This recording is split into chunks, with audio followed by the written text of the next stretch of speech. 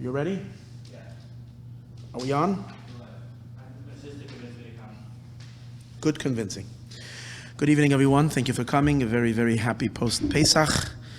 And it's great to be back and learning. We had a little break, but we're here back. Tonight's tonight's class was dedicated by Terry Levin, and this is in honor of her grandmother's yahrzeit that was yesterday on the 23rd of Isru Chag, on the 23rd of Nisan, Feiga Bas Yitzchak, and also in conjunction in honor of her father's Olav Shalom's yahrzeit that's going to be on the 29th of Nisan, which I think is Friday.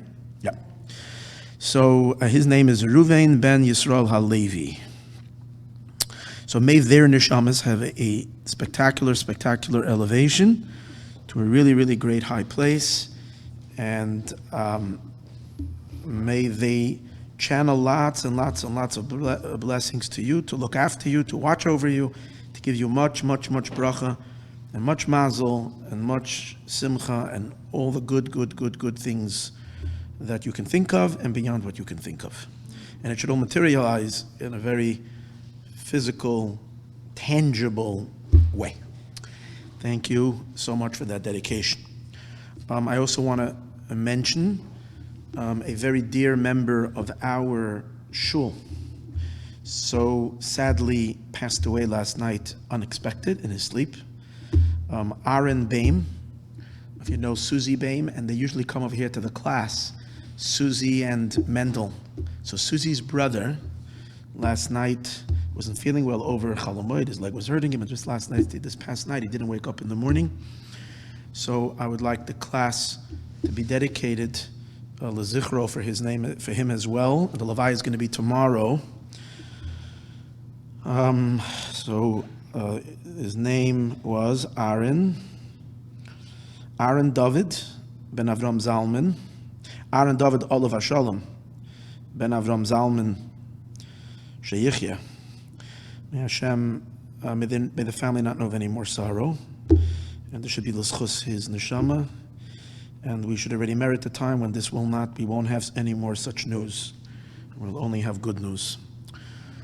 Of course, tonight's class also needs to be dedicated to the special woman who passed away, Al Kiddush Hashem, Lori Kay. I don't have her name in front of me, but the Schus Hashem knows the name of her name, and may this be a big schus for her special soul that took a hit for all of us. So may Hashem, this should be the last, and we should never say this again, because this should really, truly be the last Jew who ever passes away, who was ever I don't say a victim, because it's not a victim, it's beyond, a victim sounds weak, it's whoever, a hero of Kiddush Hashem. This should be the last bit of blood ever spilled, because it's way too much already. And we shouldn't, chas v'shalom, ever have to hear such bad news, tragic news. I want to dedicate the class to that event that happened this week, and to address it. It was a shock to us, and it hit. We've heard, sadly, been terrorist attacks, and the fact that it happened twice this year on the soil of the United States of America, vicious anti-Semitism, is very, very disturbing and unnerving, and it's very distressing, or very disheartening. And it particularly hit us deeply because it's so close to home. It happened over here in California, close to home in location, and close to home. It's a brother or another Chabad house, so close by, so much part of who we are. A shul, innocent Yidden coming to daven. It's horrific. And what's shocking to me is that it happened on Achrei Shel Pesach. Achrei Shel Pesach is the day of Mashiach. Chalal that it should happen anytime. And it should happen on Passover. Which Passover is a Yom Tov of liberation. Passover is the opposite of exile. It takes us out of Galus. It's that Yidden do, that a Goy Chas v'Shalom, that an anti-Semite should never be able to have a Shlita Chas v'Shalom, any kind of power to harm even the fingernail of a Jew, let alone to take a life and to threaten Jews who come to Shul. That should happen on Pesach, and in Pesach itself, on the climax of Pesach. And it was Shabbos as well, and Pesach, and the day devoted to Mashiach. Should really send chills down our spine and should really wake us up. So I'm not Chas v'Shalom here to lecture anybody and give any kind of causes of why things happen. We don't accept that this happens, and we cry out to the Eibishter and say, enough, we don't. How can we cry out to Hashem, tell him we don't accept? Of course, on some higher level we accept and recognize whatever Hashem does is for some mysterious good, but the Eibishter wants us to demand an end. The Eibishter wants us to cry out Ad Mosai and demand an end. And the fact that, again, to us in California particularly, this needs to awaken us up, that we have to be strong and committed to the bringing an end to the exile. It actually coincides with the week of this week, which on Thursday, Wednesday night, is going to be the date. Is going to be the 28th of Sivan, of Nisan. Chav Ches Nisan. 28 years ago, the Lubavitcher Rebbe spoke, and it was one of the most shocking talks the Rebbe ever gave. And the Rebbe then was talking about it was the year of so many miracles, and there was such hope that Mashiach was going to come during the month of Nisan. And as the month of Nisan was slowly slipping away, and the full-fledged Geula did not take place, there was a shocking talk. And Lubavitch was I don't know if there was ever a moment that there was such a shake-up from what the Rebbe said by a talk. And that was when he said that he did everything he could to bring Mashiach. And the Rebbe used very strong words, that everything I've done, because it didn't come to the actual Geula itself, is lahevel v'larik, seems to have didn't accomplish. And therefore the Rebbe says, what else can I do? I am giving it over to you. But contrary to some people who might have understood this, that the Rebbe is throwing up his hands and saying, I'm sorry, I can't do it, so therefore my life work, Chas v'Shalom, failed, I couldn't see it through to the end. That's not what the Rebbe was saying. It's not that. The Rebbe was saying that he's giving it over to us, means that he's empowering us to do this work and to complete the job. And what I take out of it is two things. Number one, that Mashiach, even though we're seeing so many signs of the Geula, but the Poil Mamish, in the literal sense, the actual powerful moment of Bias HaMashiach will require our participation. It will require, it's not something we sit and we wait for. We need to be active participants in the Geula. That's number one. Number two, the sense of helplessness that we carry with what can we do? What can we do? Is wrong. It should not be what can we do? We could do. Because we were told it was given over to us, means we were given the empowerment to do. The question is, what? Okay, so we should decide that we can do it, sit together, and figure out what needs to be done. So in the classes Mashiach Decoded, if you can listen, I've been addressing this subject, especially in the last few, of what could be done and what should be done based on the instructions that the Lubavitch Rebbe gave at that time after the 28th of Nisan for the next close to 11 months, where he was giving instructions of what should be done. So that's not the discussion of tonight. What I do want to say is that this event happening this week at a Chabad center on a day of Mashiach, the lesson, again, I'm not saying why things happen, but the lesson that I think needs to be taken from it is a wake-up call regarding Mashiach and regarding Chabad, in the sense that the Rebbe was urging his Chassidim to get active in doing one job, and that is bringing the Geula. That's the job. It's not just Chassidim, it's the entire world. That we need to bring the Geula. So what has happened and what sadly has happened to us, and I'm including myself, all of us, is that because Golus, in a sense, became tolerable, because we're doing pretty well, in the sense that in terms of both material and spiritual. Materially, Baruch Hashem, Jews are living at a higher standard. People are not starving. There's parnasa for everyone. We're living. And we built up beautiful Jewish communities, all kinds of restaurants and kosher food, and every kind of imaginative delight we have available to us in a kosher way. And so many options for vacations, and so many options of living the Mashiach life without Mashiach. So we're maybe having a nice time when God is in pain, when Mashiach is suffering. Now, I'm not saying there is no suffering in our lives. There are people that are ill. And more than everything else, our souls are deprived. Our souls are deeply deprived. Our souls are deeply in pain. But when we become so materialistic that we don't feel our soul pain, so we can kind of think that we're happy and everything is nice and dandy, especially when, to a certain degree, there is a lot of spirituality available. We can study, we can learn so much Torah classes in English in the comfort of your own home. You can sit and watch the class online. You don't even have to go. So what's lacking? You can learn every subject of Torah. So the fact that God's light is not shining in the entire world, not necessarily is on the top of our consciousness. It's not necessary. The whole purpose of creation is only for Mashiach. So we kind of get a little comfortable. So a story like this happens and gives us a jolt that a Yid remembers this is exile. And this cannot be tolerated. We cannot tolerate the exile. That to me is the message. We cannot tolerate the exile.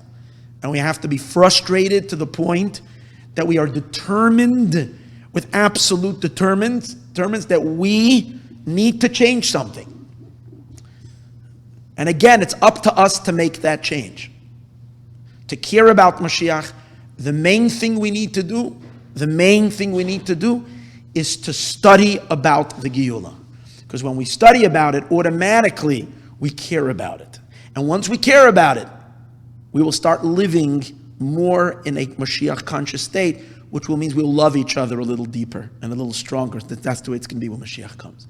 We're going to care about each other. We're going to be a little more devoted to our spiritual side than our physical side, and so on and so forth. So the Rebbe then told us more than anything else, study about Mashiach, study about Mashiach, study and study and study. And we should flood California with classes on Geula about Mashiach. Let every shul start a class to study the subject. Every shul should have a shir on Mashiach. And everyone should attend our shir over here on Sunday. We should learn and study and grow and impact, because through our souls, Mashiach enters the world. Okay, that was just a short address, if I can say, addressing what happened.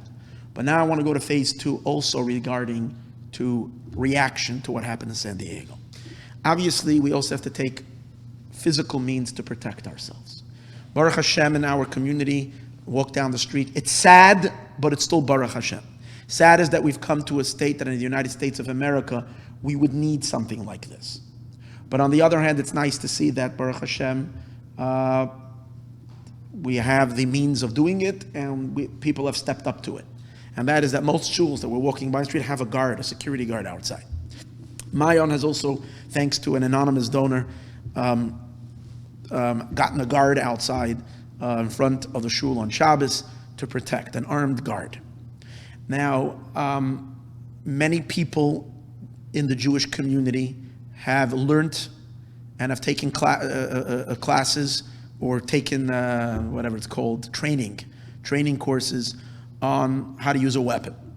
And in most Jewish shuls, there are now people that carry weapons even on Shabbos.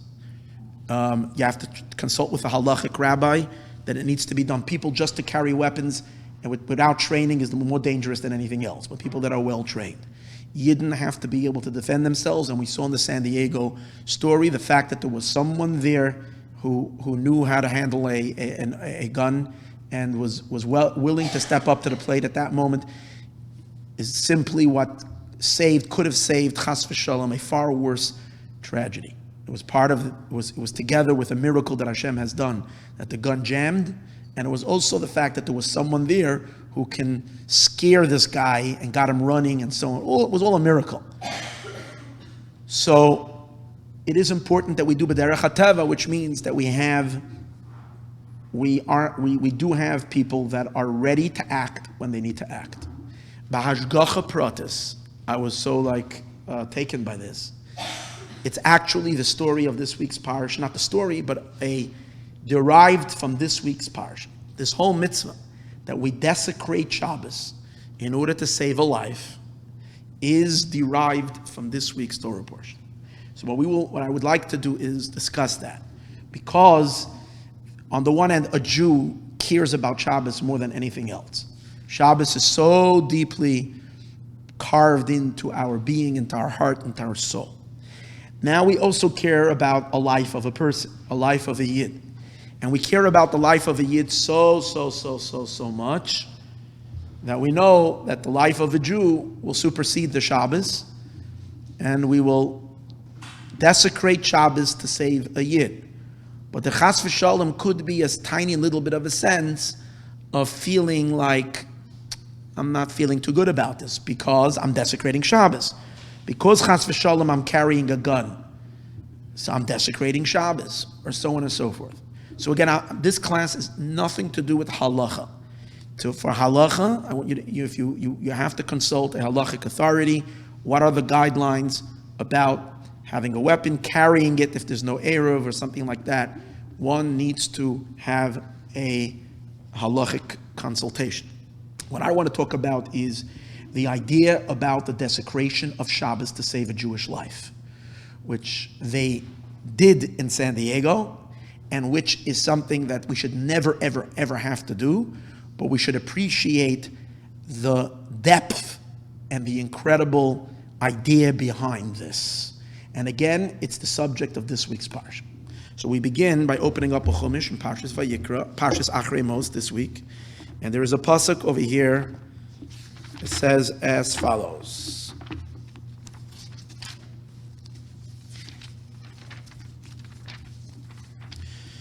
Ushamartem, this is in Perek Yud Ches Pasuk Hey. It says, Ushamartem es chukoisai, you should observe my statutes, ves mishpatai, and my laws, asher yasa oisa ha'adam, that a person should do them, referring to a general decree that we should observe all the commandments and all the laws, asher yasa oisa adam, that a person should do them, all these commandments, v'chai bahem, and they should live in them. Ani Hashem, I am Hashem. Simply, it means by doing the commandments, you're going to be adding life to you. Rashi says in the simple meaning, it means that mitzvahs add life to you, not in this world, but in the world to come. L'olam haba, in the world to come, every mitzvah brings us life, eternal life. Okay, so that's the simple meaning of this, that mitzvahs infuse us with life. The Talmud, however, says in Masechtas Yuma, Tractate Yuma, the Gemara says, how do you know minayin? How do we know pei hey? Daf pei hey, page 85, the first side of the page on the bottom. The Gemara asks a question. The Gemara says an interesting story. Rabbi Yishmael, Rabbi Akiva, Rabbi Elazar ben Azariah, these three giants were mahalchem b'derech, were walking on the road, and the Levi Haseder, and the fellow by the and Levi, who Haseder, the guy who organized, for Rabbi Yishmael ben Noisha, Rabbi Elazar ben Azariah, Rabbi Yishmael, the son of Rabbi Elazar ben Azariah, were walking behind them. Pretty nice group of people. Any case, the subject came up while they were on the walking, the question. This question was asked before them. How do you know that when it comes to a person, when a life is in jeopardy, when a life is in danger, we cast away Shabbos in order to save a life? Now, each one of them started giving various different verses, psukim, from where we derive that. So the Gemara brings about 5 different places from where we derive that we can desecrate the Shabbos to save a Jew's life. Again, in a case, chas v'shalom, when one chas v'shalom has to, God forbid, pull a weapon on Shabbos and fire a weapon, which is not permitted, but if someone chas v'shalom needs to do that, they need to do so. Right? That's number one. But also in a case, let's say, when someone is ill and we have to rush them to the hospital, that not only that you can do every malacha to save this person, every type of desecration of Shabbos to save a person's life. So how do we know this? So the Gemara gives a whole bunch of places where to derive it. Finally, the Gemara says, Shmuel says, Rabbi Yehuda says, Amar Rabbi Yehuda, Amar Shmuel. Rabbi Yehuda, in the name of Shmuel, says, if I would have been there, he wasn't there. He wasn't amongst this group. He says, if I would have been there, I would have told him from somewhere else. It says in the pasuk this week, Parshas Achrei is v'chai b'hem, you should live in them. V'lo sheyamas b'hem, you shouldn't die through them. That means mitzvahs are supposed to bring you to life, and he's translating life, physical life. That a mitzvah is supposed to lead to an enhanced physical health and existence. But not chas v'shalom, that through a mitzvah should cause death to a person, or even a possibility of death. And even if it's a suffix nefashis, even if you're not sure if you're not going to rush this person to the hospital, they're going to die. Maybe they're okay. But you have a possibility that there is a life-threatening situation to them. So then the halacha is, the Torah says you should live in them, and you should live for sure, Rashi says. And not, even if it's casting a doubt that by keeping Shabbos, you're refraining from doing something because it's Shabbos, and there's even just a slight possibility that that's going to cause the person to die, then the Torah says that's not what the mitzvah is all about. V'chai b'hem, you should live in them. That's what the Gemara says.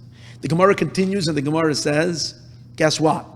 All the proofs that they all gave, all these great rabbis, which every single one of them, they can all be refuted. Besides this last one, Shmuel, who wasn't even there, who said, if I would have been there, I would have said so and so. The Gemara says that his is the only one that stands. That from here is the real place where we learn out that you machalel Shabbos, you desecrate the Shabbos to save a life. Okay. This is what the Gemara says.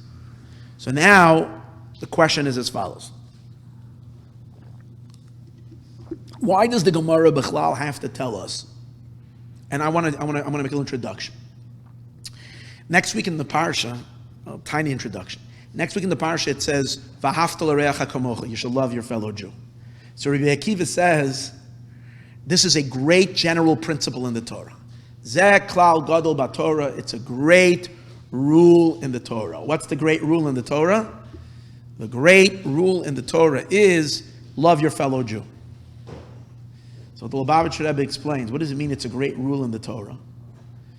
So he says it's an interesting thing. He doesn't say it's an important mitzvah.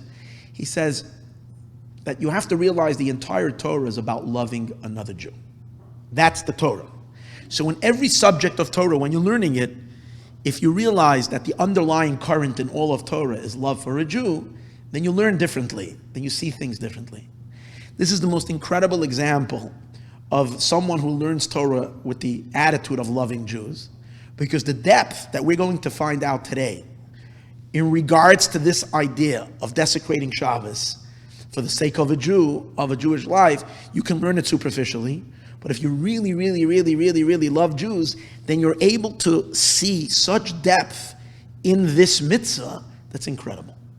So even though there might be a little bit of a technical discussion today, you should know that it's going to lead us to a phenomenal appreciation, both on what a Jew is, phenomenal appreciation on what Shabbos is, a phenomenal appreciation of what Torah is, all of Torah and all of mitzvahs, and also an unbelievable directive of how we should be learning so that we can find such gems. If we wouldn't be loving Jews, we wouldn't find. I think the Rebbe, the Lubavitcher Rebbe, loves Jews so much that's the way when he learns, he discovers such, you can so easily skim over all of this and totally miss it. That's why I was very, very blown away when I read this. And I felt it's so important, especially in a time now, that we need to elevate the Jewish people. So in any case, the question that we have over here on this passage of the Gemara is a simple question. The question is, there is a general principle in all of Torah that in general, whenever there is a conflict between the life of a Jew and a mitzvah, we override the mitzvah for the life of the Jew. That is a rule in the entire Torah. Besides 3 commandments, there are 3 cardinal sins, which by those 3 things we say that the Jew has to lay his life down in order not to violate the commandment. 3 things, and that's it. And that is, a Jew is not allowed to kill someone to save his life, unless that person is coming to kill you. But if, let's say, a third person says, kill an innocent person, so that, or else, God forbid, I'll kill you.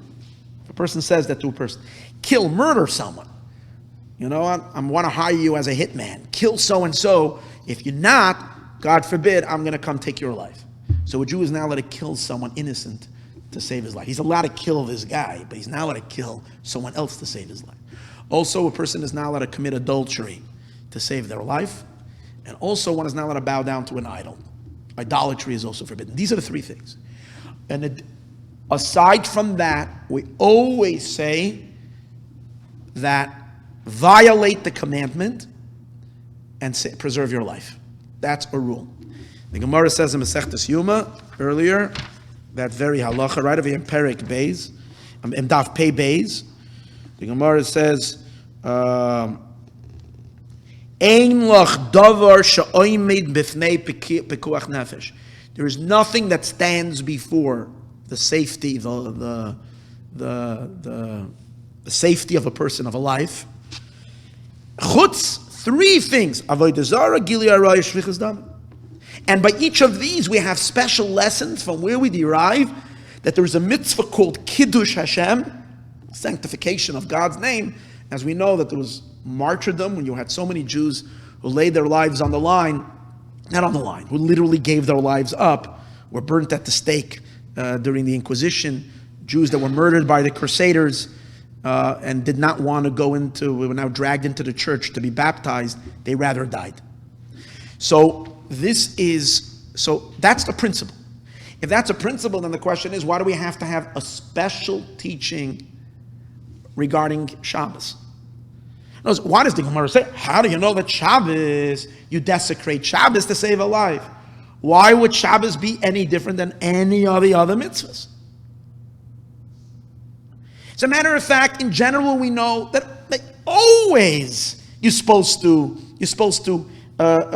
override the life of a person overrides all observance, right? To save a life. There are 3 mitzvahs that are exceptions, and by those 3 exceptions, we have a particular specific place from where we learn out. It's an exception. If that's the case, Shabbos is not learned out as an exception, so Shabbos belongs with all the other mitzvahs. Shabbos is part of all the other sweeping, all 613, all the other 610 mitzvahs, in which you need to violate Shabbos in order to save a life.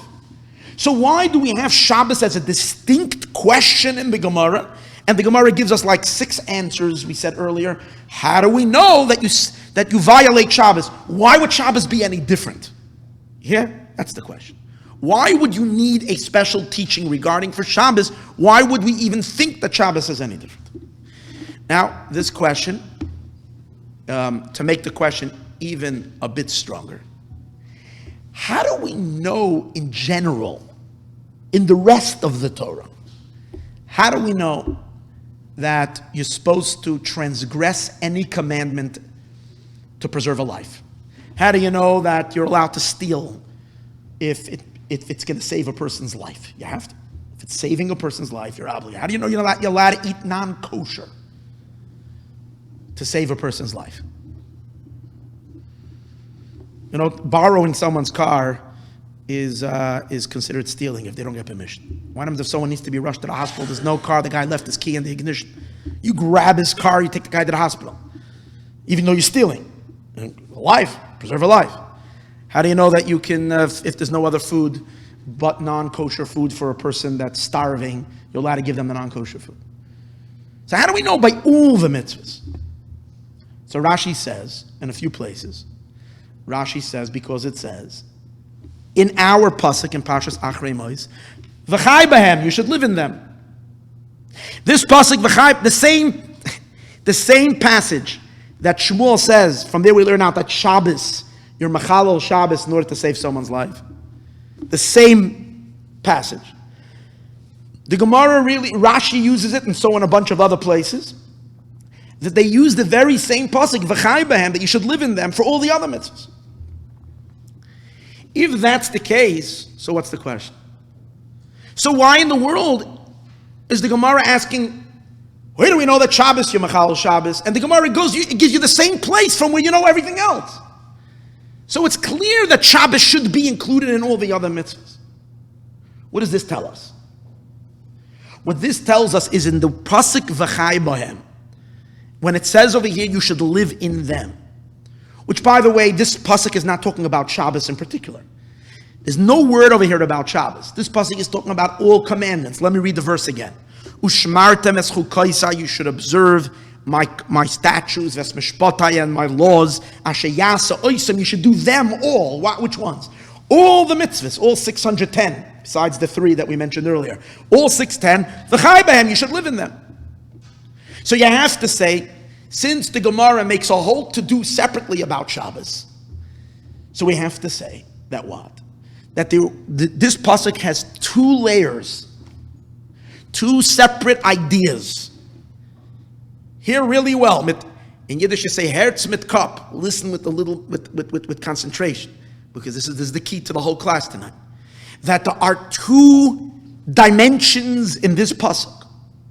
One of them says, live v'chai b'hem, live with the mitzvahs, live with all the mitzvahs. And when a mitzvah contradicts life, what should you do? Violate the mitzvah to preserve a life. That's one thing. Then that's all mitzvahs. And maybe it includes Shabbos as well, because Shabbos shouldn't be any different than all mitzvahs. Now there is a separate halacha, a separate idea in addition to that, which is, it says in the pasuk, mitzvahs, you should live through mitzvahs, which teaches you, desecrate Shabbos in order to preserve a life. There's a special extra thing telling you regarding Shabbos, that Shabbos was meant to bring life and not chas v'shalom the opposite of life. And that's a separate law. It's in addition to the general law, which includes Shabbos. So now this is really confusing. What exactly did we add now by saying that Shabbos is included in all the mitzvahs, that you desecrate them in order to preserve a life, but there's a special extra emphasis on Shabbos as it stands out differently. How does it stand out differently? It's the same idea. Desecrate Shabbos to save a life. So we need to understand why a Shabbos is different.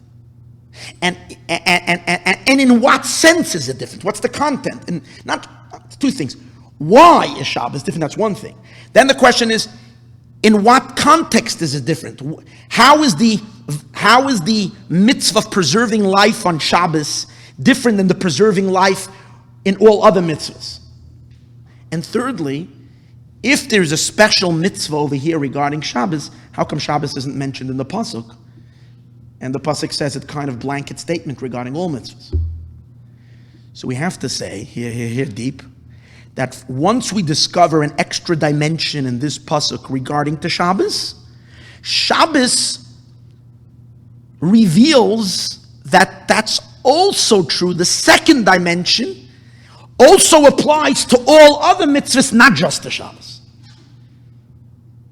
If you're not confused yet, give me 5 minutes, you'll be confused. No, don't get confused. Again, Shabbos stands out. We have to say that there are 2 layers. There is the regular halacha that you're mechalel every mitzvah in order to save a life. And that includes Shabbos. Let's call that mitzvah A. Life preservation, v'chai behem, you have to live in them, includes. Then there is that life preservation overrides everything. Desecrate all the mitzvahs. From where do we learn it out? From this pasuk, v'chai behem, live in them. Now we have Commandment B, also in this pasuk. Shabbos has a special commandment that you violate, or that you do any malacha on Shabbos in order to save a life. And that's not law number A. That's law B, which is specially said regarding Shabbos. And here is number 3. Number C. What's C? C is that once we discover it by Shabbos, so to a certain degree, Shabbos already uncovers that truth by all mitzvahs. That by all mitzvahs also have dimension B, not just dimension A. But it's primarily emphasized by Shabbos. So now we need to understand what is unique about Shabbos, what makes it different. So let's take a look for a moment in Rambam. The Rebbe does an amazing analysis of Rambam. Rambam also brings this idea, v'chai behem, this pasuk, that you should live in them, regarding how you're supposed to violate Shabbos to save a life, and regarding all mitzvahs. So let's begin in the laws of Hilchos Yesodei HaTorah. See, the Rambam is going to give us the clue. Maimonides, Rambam is going to give us the clue how the commandment to violate Shabbos to save a life is different than the commandment to violate any mitzvah to save a life. So what's the clue? The Rambam states this halacha, v'chai behem, live in them, and you shouldn't die in them. The Rambam states it in 2 places. One, when it comes to all the mitzvahs. In the laws of the foundations of the Torah, Hilchos Yesodei HaTorah, halacha aleph. Rambam says that when it comes to all the mitzvahs, b'shah ketza, b'shah sheyama goy, when a Gentile comes, v'yanais es Yisroel, and he tries to force a Jew, laver al achas mikol mitzvahs, when he points a gun to a Jew and says, hey, why aren't you wearing that jacket? Why don't you put that suit back? You know, you went to buy a suit, and the store owner is angry that you're walking out of the store and you did not buy the suit or the dress. And you tell him, because it's got wool and linen, I can't buy it. And he really gets angry, God forbid, and he's threatening a person's life for that. He says, you're not leaving my store until you buy this. In any case, and your life is in danger, you got to buy it or wear it. In that case, he's not forcing you to wear it. He's forcing you to wear it, let's say, not just to buy it. So what are you supposed to do? Halacha is you're supposed to put it on and wear it. Oh yeah, again, wear the shatnez, don't get killed. Why? Because it says by mitzvahs, that it says in the pasuk, that he brings this pasuk in our parsha. The man should do the mitzvahs and live in them. You should live in them, you shouldn't die in them. And the Rambam says the opposite. What happens if you were like being very frum, and you decided, God forbid, to take the bullet and not put on the shatnez? The Rambam says you're going to be held accountable for your own life. God forbid. When the soul comes up there thinking he's been such a tzaddik, they're going to be punished for having caused themselves to die because they were supposed to violate the commandment to save their life and not do that. The immeis for other harizim eschayv benafshay, person is now held accountable for their own life because Torah demanded of you to violate the mitzvah. Torah said, eat that ham sandwich, and in order to stay alive. Okay, fine. That's the halal. So again, that's regarding all commandments. Then the Rambam continues, besides the 3 that I mentioned earlier, the 3 cardinal sins: idolatry, adultery, and murder. Besides that, and all these things. Fine. This is the first place Rambam states it. Now, in the laws of Shabbos, the Rambam states the same halacha another time. But this time it's regarding Shabbos. The Rambam is talking about a sick person on Shabbos. When a person is ill. And they need certain things, and these to preserve their life, and these things will cause a chilul Shabbos, or these are acts of the malach on Shabbos. So the Rambam says you're allowed to violate all the commandments. You're allowed to violate all the halachas, all the commandments of Shabbos to save a person's life. And then the Rambam says in Halacha Gimel, hear these words: when you do this, you shouldn't do them through Gentiles. Don't be frum. You hear this? when someone is sick, when you have a chayli sheyesh by sakana, remember, this only applies to a person whose life is in danger because of illness. If you have a little, what's it called, a heartburn, or a little stomach ache, or a little allergies, this is not a life-threatening situation. We're talking a case where there is some kind of a possibility that a person's life is in danger. So then you're not allowed to call a Gentile to do it. You have to do it yourself. You shouldn't go let me find a little kid who will open the light or will press 911. So it should be a child younger bar mitzvah. You're not allowed to do that. You're not allowed to call a non-Jewish servant. Who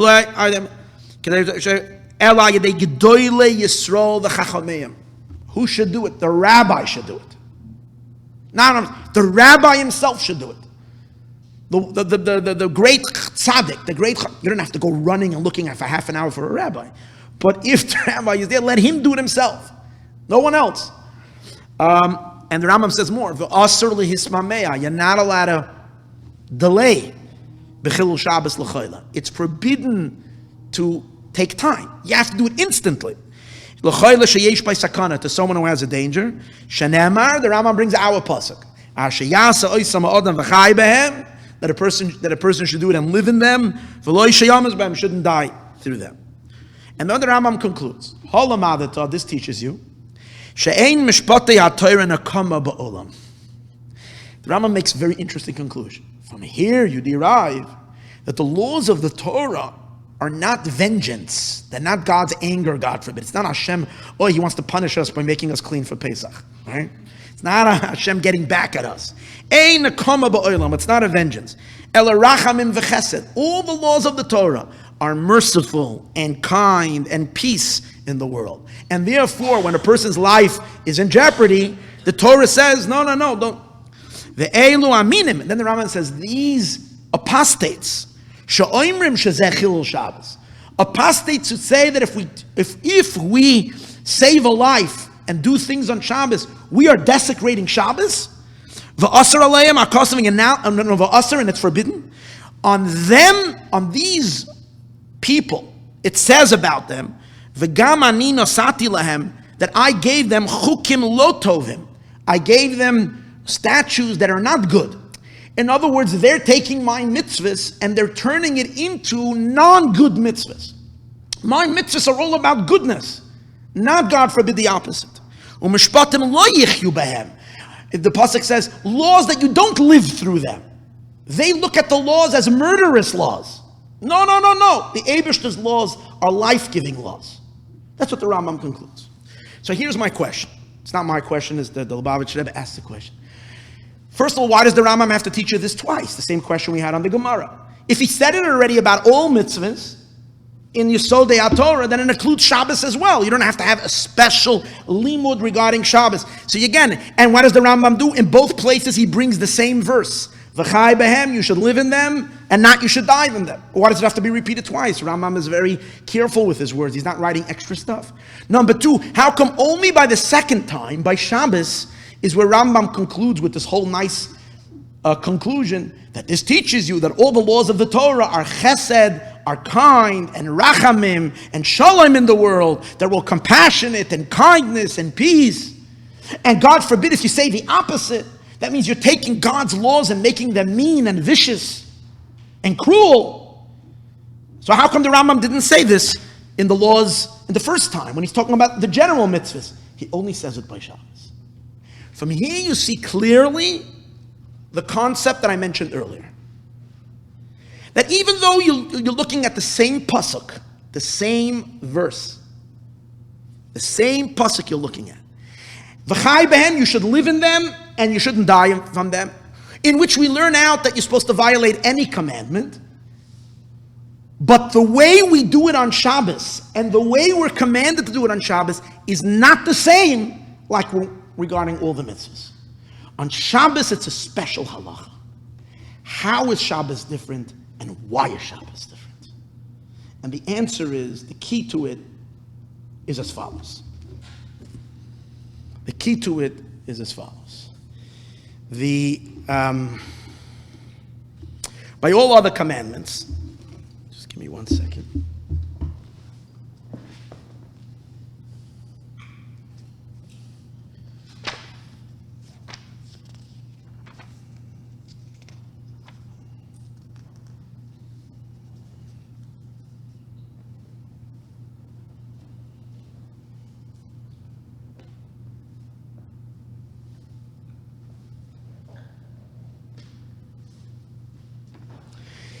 By the rest of Torah and mitzvahs, when we say that we're supposed to violate the commandment to preserve a life, what does it mean?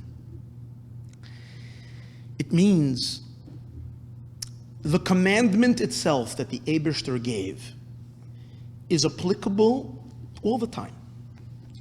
The commandment is a commandment that goes to the very end. God wants the laws of kashrus, of kosher.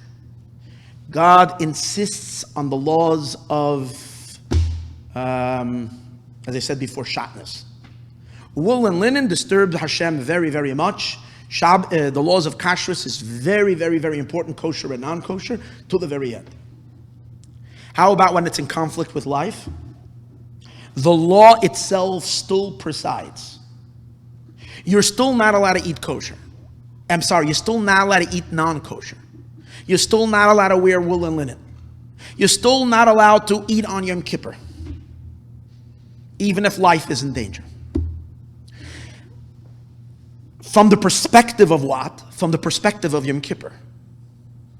From the perspective of kashrus. Kashrus says, don't eat it. Yom Kippur says what? Don't eat on Yom Kippur. Pesach says what? Don't eat chametz. Someone is going to die, we don't care. Die. You can't eat chametz. Die, chas v'shalom. You can't eat on Yom Kippur. Chas v'shalom. These laws continue. Oh, so how come we override the mitzvah? That's not because of Yom Kippur. It's not because of Pesach. It's because we have a separate halacha. And what's the separate halacha? There is a mitzvah to preserve a Jewish life.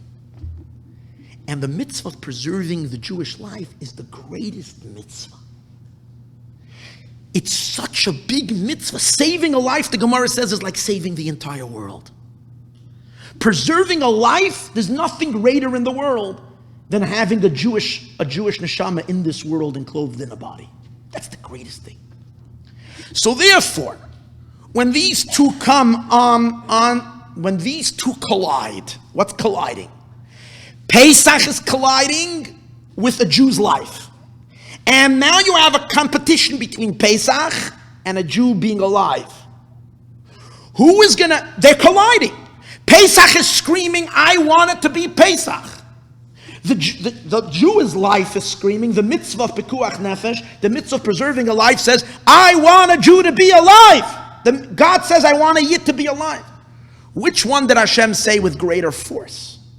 Which mitzvah is stronger? Who's going to knock the other one down? Is Pesach going to knock the Jew down? Or is the Jewish life, going to knock Pesach down? Who is stronger? So we learn out from the pasuk V'chai Behem that the Eibishter says that life that you should live overrides all the mitzvahs, and therefore bang, bang, bang, bang. Line up all 610 commandments in one line. And it's going against the Jew's life. You know what you'll do? Bang, you'll knock each one down. Why? Because the life of a Jew overrides all these commandments. But why? Is that because of the commandments say preserve the life? Or is that because preserving life says preserve a life? You hear the difference? It's because preserving life says preserve a life, not because Pesach says preserve a life, not because tzitzis said preserve a life, not because circumcision says preserve a life. Circumcision says do a bris milah chas v'shalom even if the baby will die. Saving a person's life says, the mitzvah of saving a life says no. Don't do the circumcision because it's going to threaten someone's life. One mitzvah overpowers the other mitzvah. That's the entire Torah. Shabbos, there's something deeper. What's the halacha by Shabbos? By Shabbos, what are we saying like this? That when Shabbos is coming and the observance of Shabbos. The Eibishter says, keep Shabbos. These are the things you're now allowed to do on Shabbos. These are all the types of work you're now allowed to do on Shabbos. So then, what does the pasuk say? V'chai behem. On the condition, when the Shabbos call that you shouldn't do all these things, when it's going to enhance Jews' lives, when it's going to, God forbid, threaten a person's life, then Shabbos says, Shabbos itself, the mitzvah of Shabbos itself says, go ahead, do the work. Desecrate Shabbos. Do the work that would be desecration of Shabbos. Shabbos tells you that. You know why? Because the laws of Shabbos suddenly dissipate as if they don't exist. If they're in any way threatening someone's life, Shabbos itself is not commanding anymore. Shabbos itself doesn't say you're now allowed to do that. Shabbos says do it. You hear? Not because preserving life is stronger than Shabbos. Preserving life doesn't have to fight with Shabbos. They're not in the boxing ring, Shabbos and preserving life and punching each other out, and then preserving life is going to win the battle and is going to knock Shabbos out of the ring. Shabbos itself says, if I'm conflicting with with a Yid's life, I don't exist. The mitzvah of Shabbos disappears. Proof to that? The Rambam says as follows. In the law right before, in Hilchos Shabbos, here, the Rambam says in Halacha Beis, Kloloi shel davar, the rule is as follows. Shabbos legabe choyle sheyesh bo sakana, Shabbos regarding a person whose life is in danger, regarding a person whose life is in danger, harei hu kechoil, Shabbos is literally like weekday. You hear what Rambam says? It's not Shabbos, it's Wednesday now. Shabbos takes away. Shabbos says all my frum stuff that I make you do on Shabbos, all my Shabbos-tige things I make you do, I am making you do only if that's not, God forbid, threatening anybody's life. The moment it's threatening someone's life, you know what happened to me, Shabbos? Shabbos becomes exactly like Wednesday. It's Shabbos, but regarding to performance, you treat it like Wednesday, and you can do everything. Obviously, you can't say Hefkervelt, you go ahead and do whatever you want. You turn on the television. You can't go do stuff that's unrelated. But anything that has to be for this person, it's not Shabbos anymore. So why do we desecrate Shabbos? It's not like we're desecrating Shabbos. It's not Shabbos. Shabbos ceased to exist. Shabbos went into hiding. Or Shabbos is not demanding abstaining from work if the work that you're going to do is going to save someone's life. That's the novelty of Shabbos. And that's the reason why, by the way, we can learn this out from the Maggid Mishnah says later, there's a special halacha. I'll give you an example. The Maggid Mishnah, one of the commentators on the Rambam, when a woman goes into labor, the halacha over there also is as well, that you're allowed to do, the moment she's in serious labor, you're allowed to do everything for her. You're allowed to do bimachal Shabbos. But yet the halacha is that everything that you can do with a shinoi, for example, if a woman is in labor, she has to go to the hospital. So if you're able to do it, not directly, for example, if you pick up the phone, not picking it up with your hand, but like knocking it down with your elbow, and then dialing the car service or whatever it is, or the ambulance, whatever it is that you need, with your pinky, not with your regular finger that you would dial. So you try to do it with a shinoi as much as you can. So the Maggid Mishnah derives from Rambam that law only applies by a woman in labor, because by a woman in labor, even though we consider it danger, but she's not really in big danger, because mostly it's a very natural process, and Baruch Hashem, that someone should, God forbid, die from being in labor is a very rare thing, and therefore we don't treat it like a sick person who's in danger. But the Maggid Mishnah says that a choyli sheyesh by sakana, a sick person that's in danger, by that person, you do everything. It's as if it's not. You don't even have to make any shinoi. If you're gonna call an ambulance for someone that had a heart attack, God forbid, you don't have to call with your pinky. You do it directly without any shinuyim. Why? Because it's mamish weekday. That's what he says. It's mamish weekday. He proves it from this Rambam. Harehu kechoil, it's mamish weekday. That means Shabbos itself it's not like we're violating Shabbos. Shabbos is not standing in this state.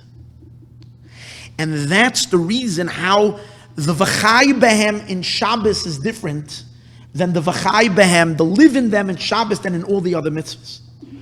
By all the other mitzvahs, it's not like the mitzvahs don't exist. The mitzvahs do exist.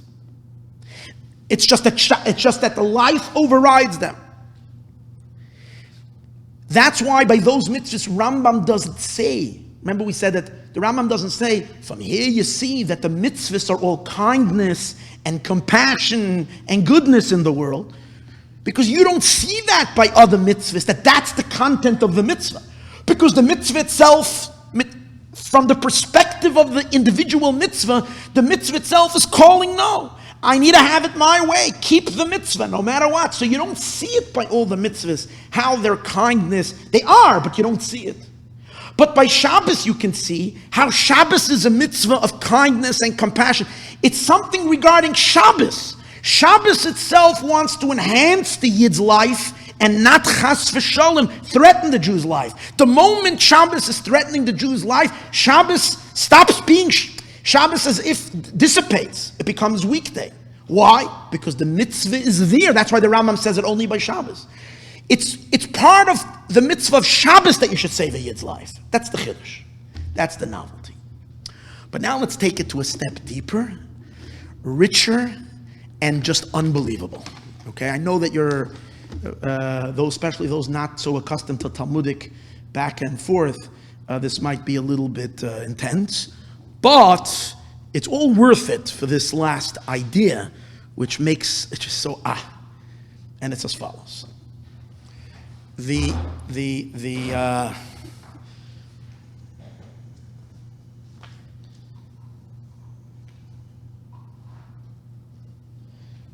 Oh, by the way, just if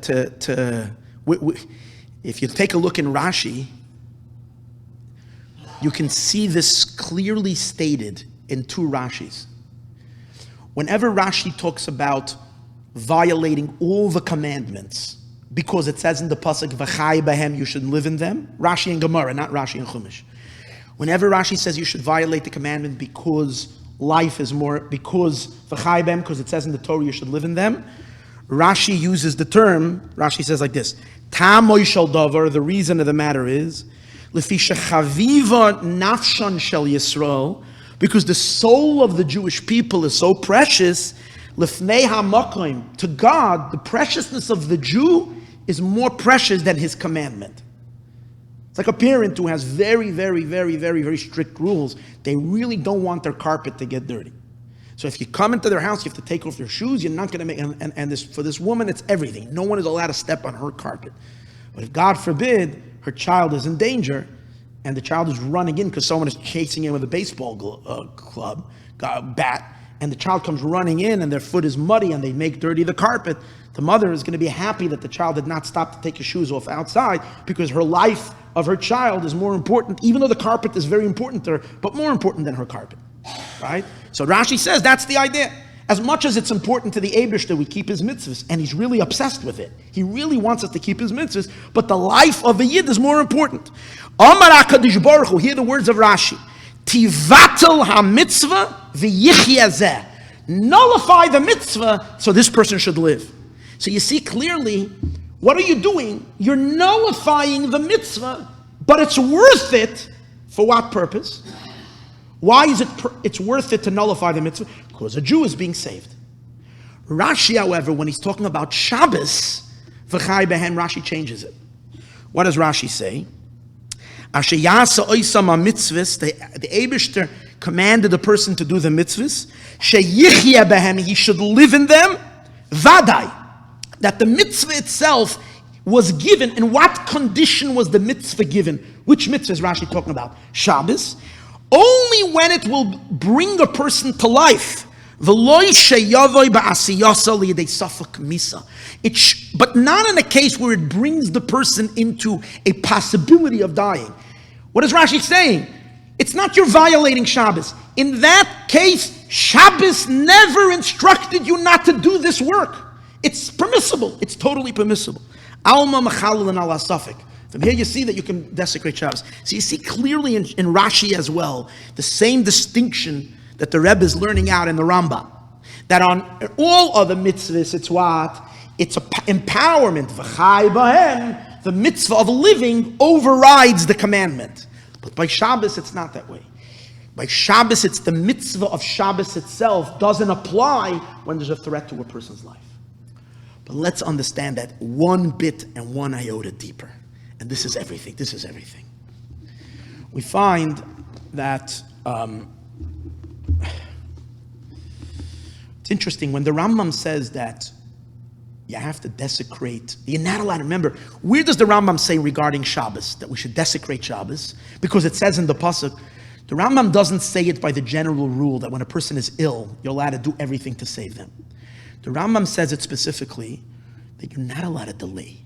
When you're helping a sick person, you're not allowed to wait, think maybe you can help them without desecrating Shabbos. You have to desecrate Shabbos immediately. And the Rambam brings the pasuk, Asher yasa oisam adam v'chai behem, that you're supposed to live in them.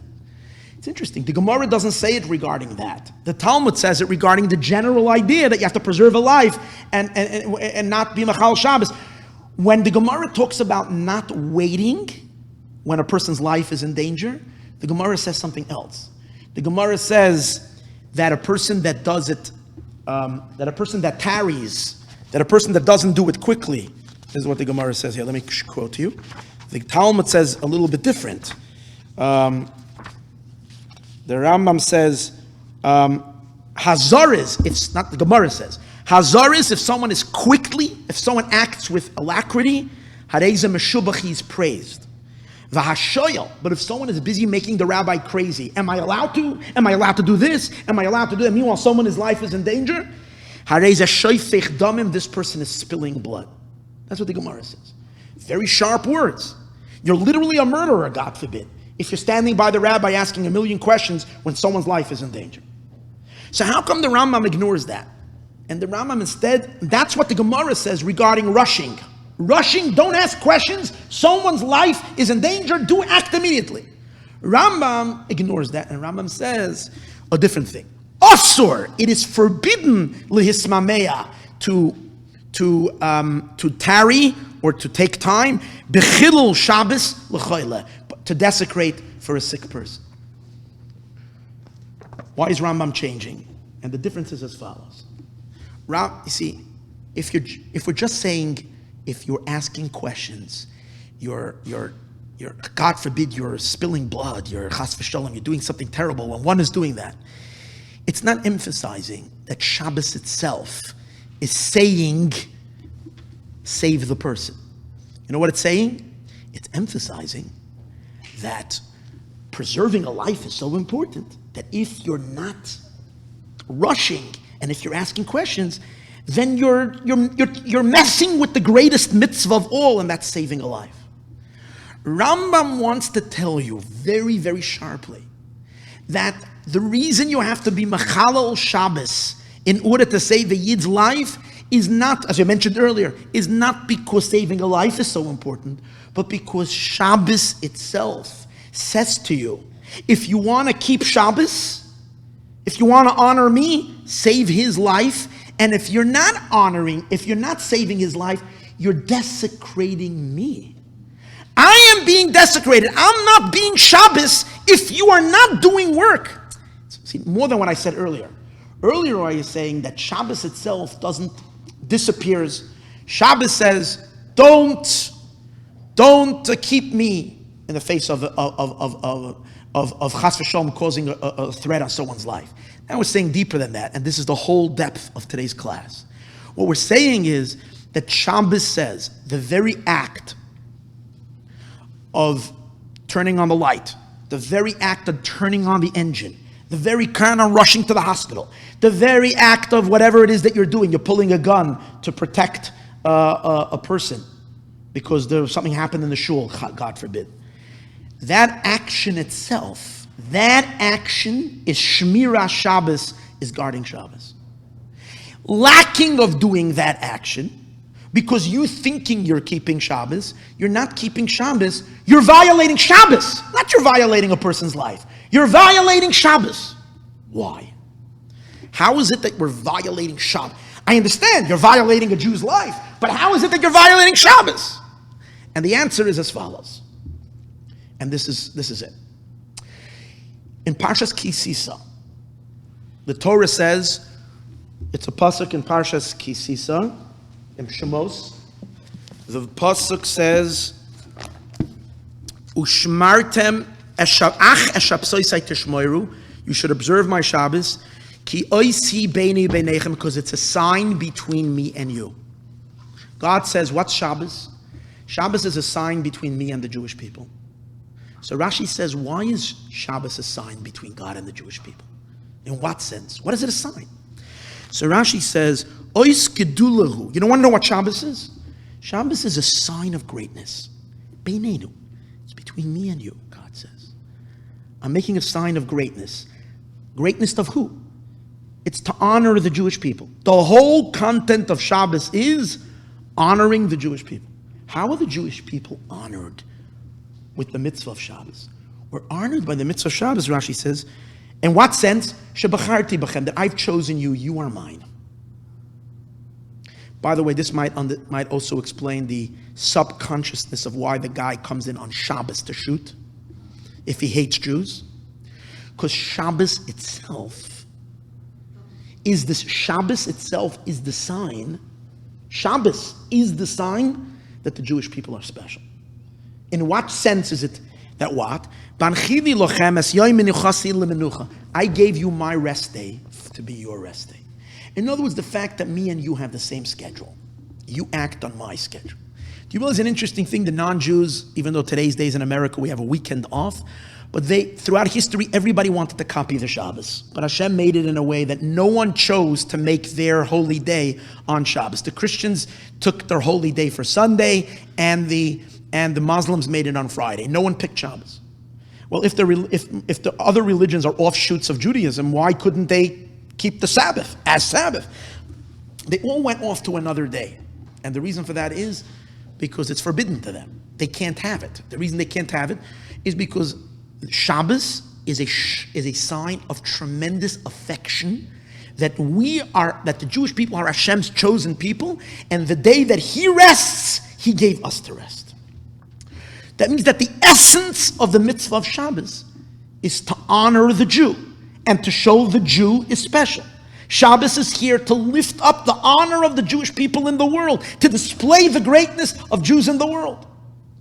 Therefore, the Rebbe says, and here's where I was saying earlier, the love of a person who really loves Jews can see this, says, comes out according to this, that if chas v'shalom, a Jew's life is in danger, if a madman anti-Semite walks in with a semi-automatic weapon, and he walks into a shul, and all these Jews' lives are in danger, then what are you having over here? That itself, that moment that all the Jews' life are in danger, is Chilul Shabbos. Shabbos has now been desecrated in the worst way possible, because all the people who are in shul are now in danger, and it's the opposite. If the Jews are God's chosen people, they shouldn't be threatened. Quite on the contrary, everybody should honor them.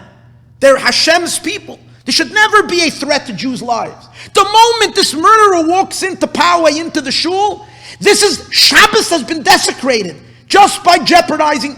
Now, Shabbos is screaming. Shabbos is screaming, save me. Don't save me. Why? In order to save me, stop the desecration of Shabbos. Pull your gun and shoot the guy. Bam, bam. Why? Not just to save a Jew's life. To save the Jew's life, then you're saving Shabbos. Shabbos is to emphasize. So it's not just, of course, it's about the Yid's life, but that's the essence of Shabbos. Keeping Shabbos is keeping the Yid alive. The opposite.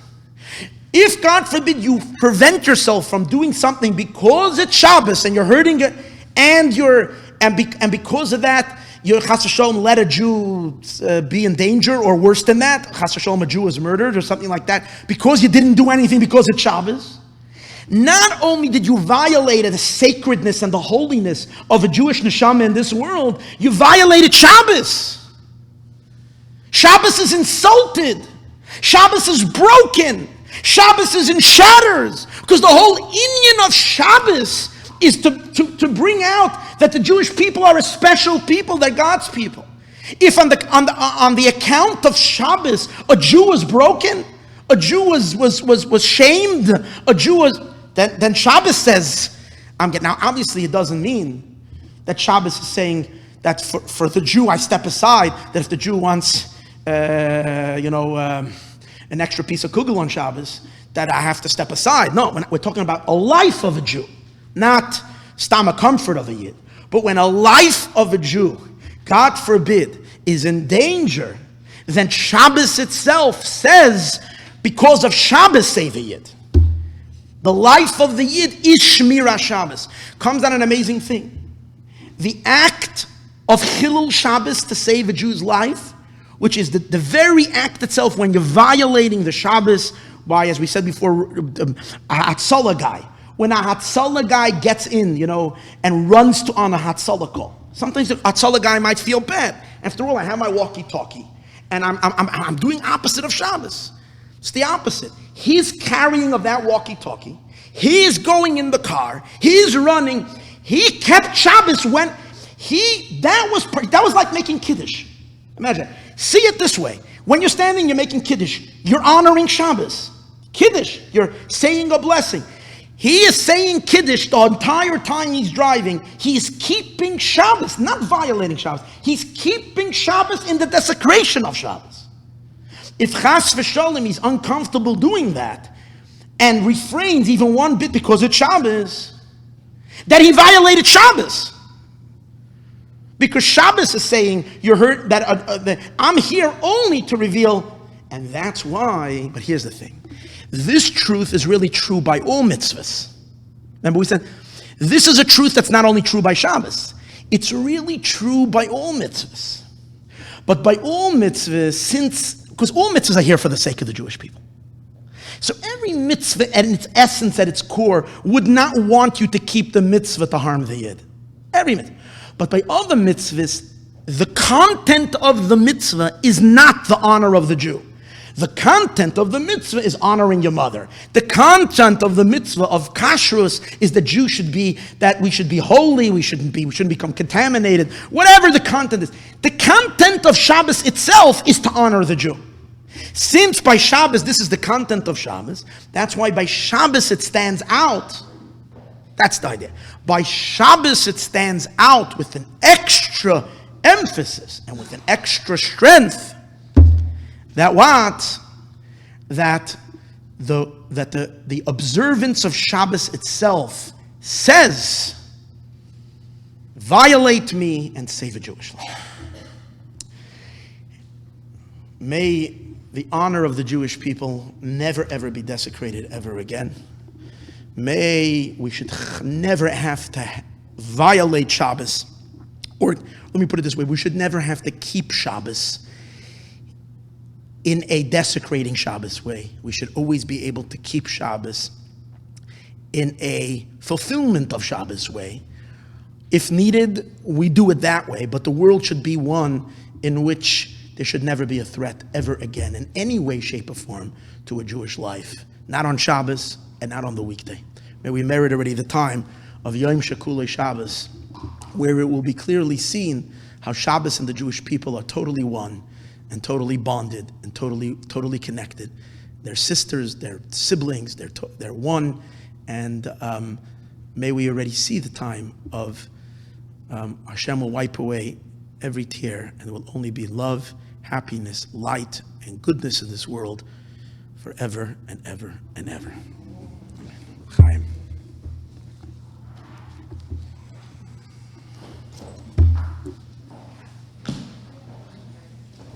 Where do you see that Chaim happened on Shabbos?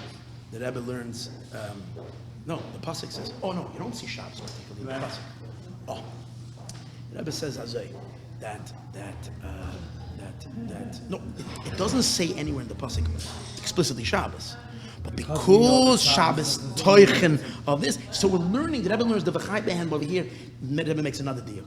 I didn't have time because there's so many, I was planning to do so much more, but I got sight. in the first Rambam, when the Rambam brings the limud in Yesod HaTorah, the Rambam says, Eila mitzvahs asher yasa oisam ha'adam v'chai b'hem, and the Rambam doubles the word, v'chai b'hem, v'lo sheyamas b'hem. By Shabbos, the Rambam just says, Eila asher yasa oisam ha'adam v'chai b'hem, v'lo sheyamas b'hem. So whatever, how come he repeats the v'chai b'hem? And by the way, in the Shapsi Franco Rambam, it doesn't say that's five twice. He doesn't have that gersa. But the Rebbe has the gersa, and I checked somewhere else. That's the gersa. It says there, it says twice. So the Rebbe says, over here, it's a limud. It's not pshat in the pasuk.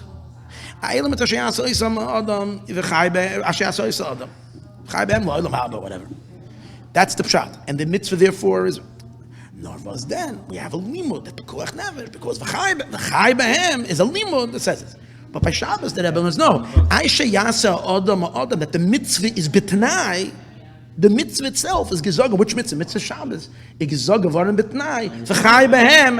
But the Rebbe says, b'pnimi, it's true about all other mitzvahs. But by other mitzvahs, it has to be, since their teichen is not, teichen golui of the mitzvah is not honoring a yid. That's not the teichen of the mitzvah. This mitzvah is this teichen. Each mitzvah is, it's interesting because if you can say Shabbos, the teichen of the mitzvah, it's an edus that the Eibishter created the world in 6 days. It's about the Eibishter. The Rebbe learns that Shabbos is from, the Rebbe found that the Rebbe's getroffen up Sapasik over there, that oisi beine v'nechem, that there's ois gedula. Where is it said it's about the Yid's honor? Where's the marker of that word that it's about the Yid's honor? It says in the pasuk in Shmos, Parshas Kisisa. Rashi says over there, ois gedulahu beine v'nechem. Aber Baltas is an ois gedula, that means the ganz teuchen of Shabbos is gedulas Yisroel.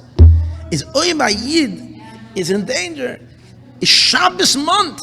Shabbos month. That means you have to save the Yid. And Shabbos says, if you want to save me, save the Yid's life. Not save the Yid to save me. That's the Aimek. Yeah, let me shut it down.